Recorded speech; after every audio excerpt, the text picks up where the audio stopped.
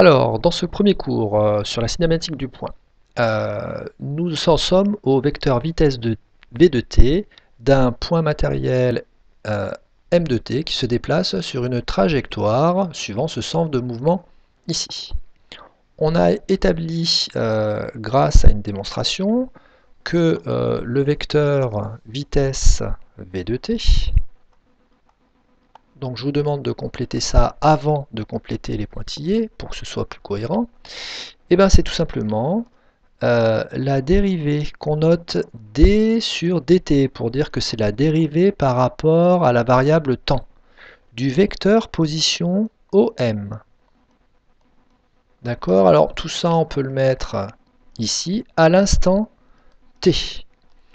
On met également une notation qui allège un petit peu plus, c'est-à-dire qu'on retire toutes ces parenthèses, ça c'est pour dire que c'est à l'instant t, et ben on met tout simplement, et souvent c'est ce qu'on fera, d du vecteur position OM dans un repère cartésien par rapport au temps. Cette définition qu'on vient d'établir est très importante. Nous parlons ici, bien sûr, de vitesse instantanée en un point donné. C'est-à-dire qu'on a vu dans la démonstration que le temps qui s'écoule entre deux points de la trajectoire tendait vers 0. C'est pour ça qu'on met un petit dt qui remplace un grand delta t pour la vitesse moyenne entre deux points. Alors, de ça, qu'est-ce qu'on va en faire? On va en déduire pour v de t ce qui s'appelle les coordonnées cartésiennes du vecteur vitesse instantané sont obtenues en faisant quoi? En dérivant par rapport au temps celle des coordonnées cartésiennes du vecteur position m de t qui s'appelle x dépendant du temps et y dépendant du temps.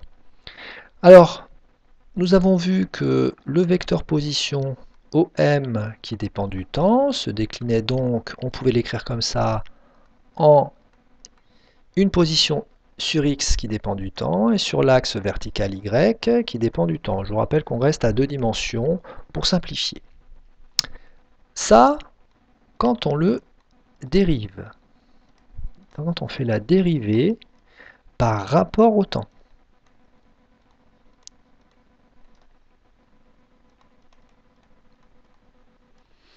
Alors qu'est-ce qu'on va obtenir? On va obtenir tout simplement sa vitesse, puisque c'est la dérivée par rapport au temps. Donc, la vitesse instantanée v de t, c'est la dérivée du vecteur position OM par rapport au temps sur, la dérivée par rapport au temps. Alors vous allez me dire, qu'est-ce que ça sert à quoi? Eh bien nous, ce qu'on a vu précédemment, ça c'est juste en notation pour vous, on a vu que OM de t, c'était tout simplement sa coordonnée en x qui dépend du temps multiplié par le vecteur i, qui est vecteur unitaire, et le vecteur y, la coordonnée y, qui se multiplie par le vecteur unitaire j.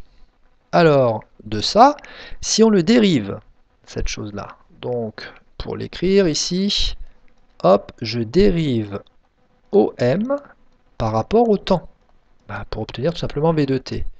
Qu'est-ce que je fais? Je dérive par rapport au temps, x de ti plus y de t j, c'est-à-dire l'addition des deux composantes en x et en y. Vous avez appris en mathématiques que la dérivée d'une somme de deux termes qui dépendent du temps, ça va être tout simplement la somme des dérivées. Ça veut dire quoi? Ça veut dire que je vais retirer la parenthèse, puis je vais distribuer la dérivée. Et j'obtiens donc d sur dt de x de t en i, et puis dy sur dt, alors c'est la même chose quand je mets ici, voilà, en j. D'accord? Tout ça pour vous dire la chose suivante, c'est que le vecteur vitesse v de t, il a pour une coordonnée sur la composante x que je vais noter v indice x, qui va être égal à dx sur dt à l'instant t.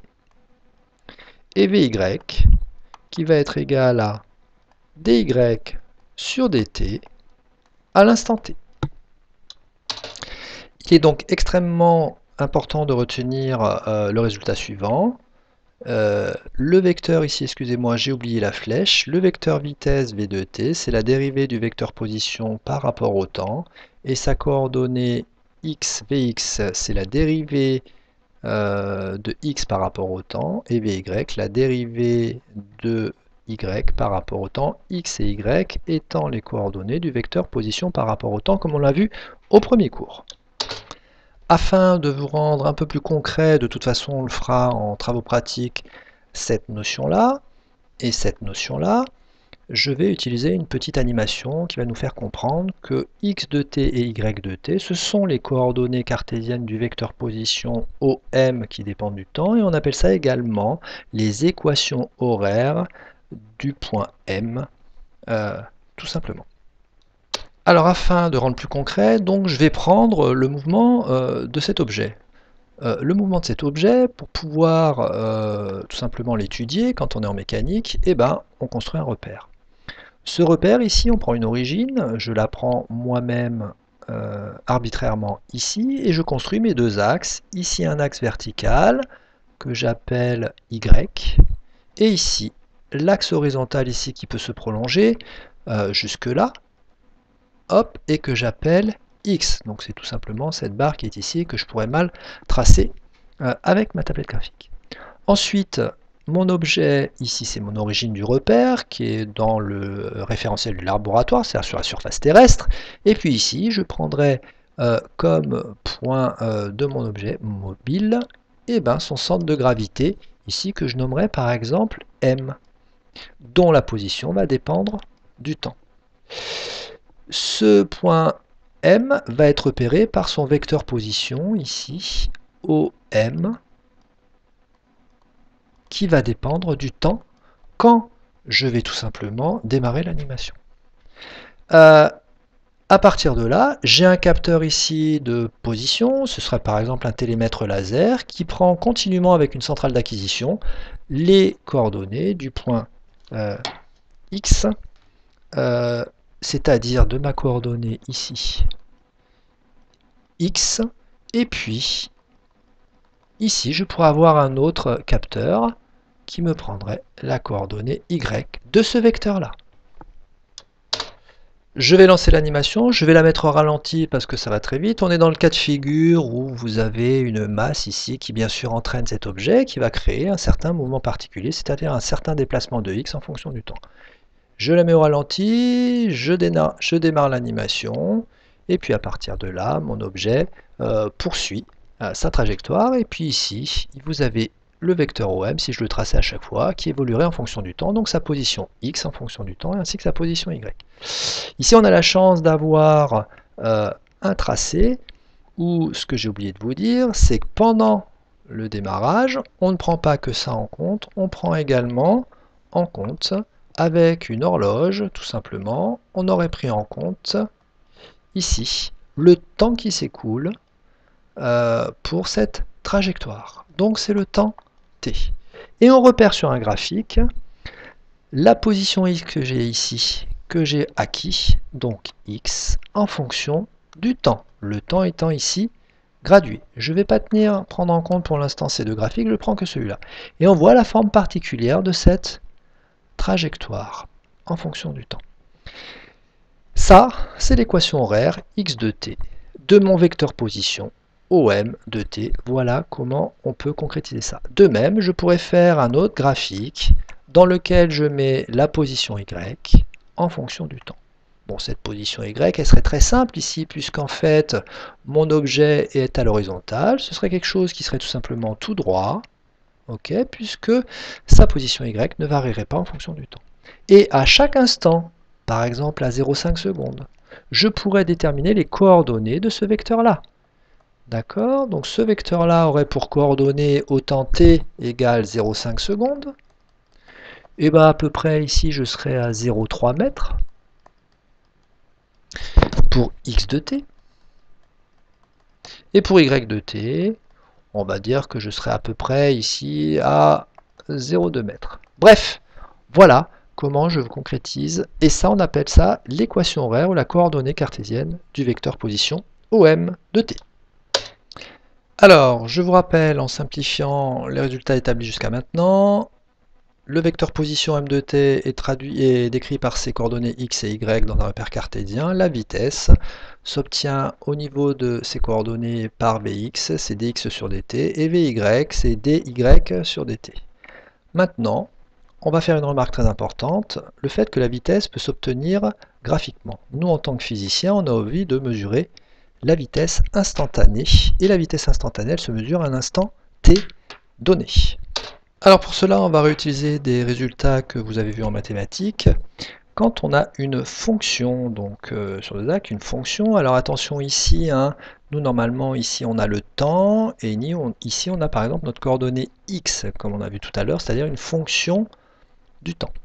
Vous savez calculer en mathématiques ce qui s'appelle le taux d'accroissement, c'est une définition. Le taux d'accroissement, c'est tout simplement la valeur de la fonction en a plus h, h étant une petite valeur que l'on rajoute à la coordonnée a ici, moins l'ordonnée f de a, que je vais diviser par tout simplement a plus h moins a, c'est-à-dire h. Je rappelle que h, c'est la distance ici. Quand on a le nombre dérivé, ces deux points-là, le taux d'accroissement veut dire qu'ici, par exemple, ça diminue de temps sur un certain écart ici. Là, pour arriver à la notion de dérivée, je fais tendre h vers 0, c'est-à-dire h ici vers 0. Et puis je regarde graphiquement ce que ça fait.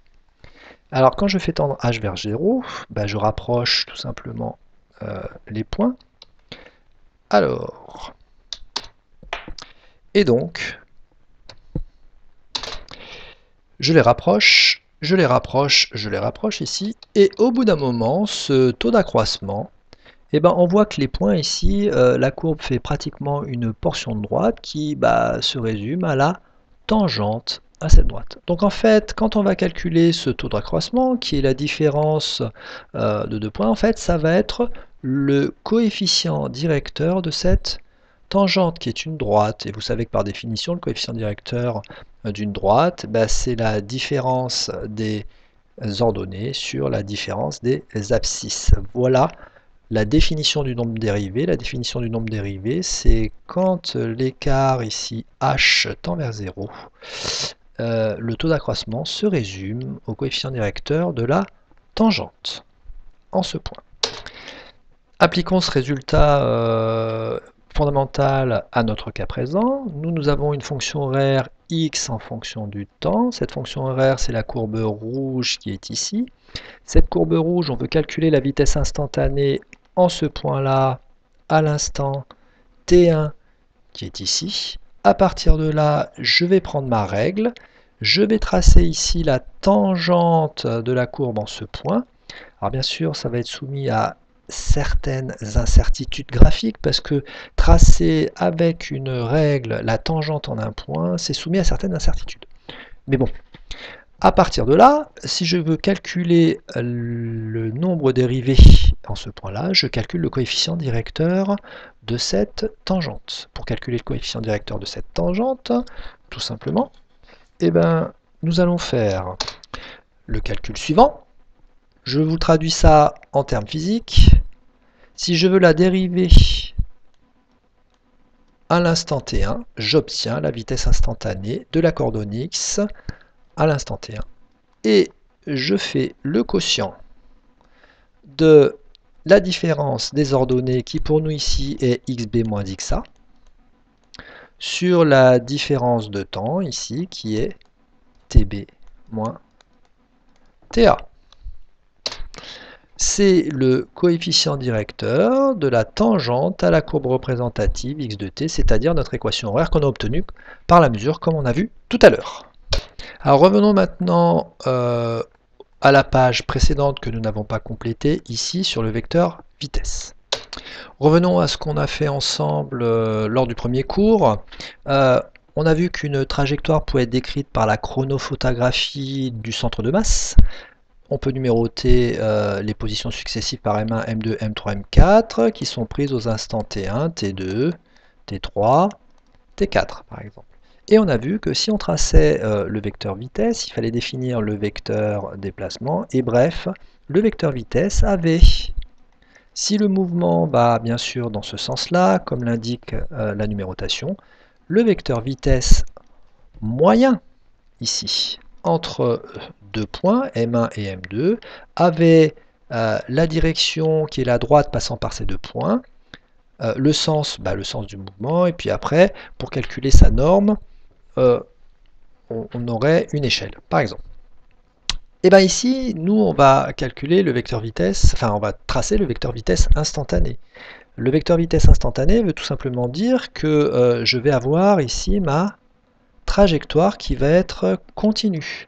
Et ça veut dire que, par exemple, si je prends le point M3 et M4, je vais prendre une autre couleur ici, et ben, je vais avoir des pointages qui vont être de plus en plus resserrés jusqu'à arriver au même point. Et vous voyez que la direction que va prendre ce vecteur vitesse, où j'ai oublié un vecteur ici avec la flèche, va être tout simplement, quand je rapproche les points l'un à côté de l'autre, et va être tout simplement un vecteur qui va être un vecteur instantané. Là, c'était de 1 vers 2, hein, le vecteur vitesse. Ici, ça va être sans notation, parce que c'est le vecteur vitesse instantané, et il va être tout simplement tangent à la trajectoire. Par construction graphique du fait que les points se rapprochent, et on a une petite portion de droite qui est tangente à la trajectoire. Alors je vais tracer ici, vous avez une trajectoire ici continue, avec ici le sens du mouvement. Et j'ai fait en sorte ici de tracer la tangente à la trajectoire. Bien sûr, c'est soumis à certaines incertitudes, hein, enfin à certaines imprécisions. Et c'est notre vecteur vitesse instantanée, V de t, qui est tangent à la trajectoire. D'accord? Donc on va rappeler ici la direction, c'est tangent à la trajectoire.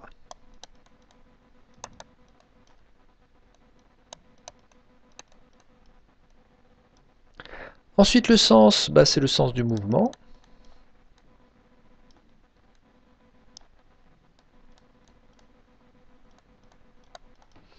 Ensuite, sa norme. Sa norme, c'est tout simple. Ici, si on construit, alors bien sûr, il faudrait construire la règle. Vous construisez un repère, toujours pareil, orthonormé. Dans ce repère orthonormé, tout vecteur a des coordonnées. Ici, c'est la coordonnée horizontale Vx, et ici, c'est la coordonnée horizontale Vy. Et vous savez tout simplement que le vecteur V de t, c'est le vecteur, enfin c'est la coordonnée Vx multipliée par le vecteur unitaire i plus la coordonnée Vy multipliée par le vecteur j. Vxi plus Vyj nous donne V de t. À partir de là, sa norme, pourquoi j'ai fait ça? Parce que ce vecteur s'inscrit dans un triangle rectangle, et sa norme, on peut l'écrire V de t, ou V de t avec une flèche au-dessus, vous la rajoutez s'il vous plaît, et donc ça nous donne que le carré de l'hypoténuse, c'est la somme de carré des côtés. Vx au carré de t plus Vy au carré, et le tout sous la racine carrée. On termine par compléter le dernier pointillé. Le vecteur vitesse d'un point M à l'instant t est égal, on n'arrête pas de le dire, à la dérivée par rapport au temps du vecteur position OM, on peut mettre entre parenthèses t, à cet instant. Et ensuite, c'est ce qu'on a complété après.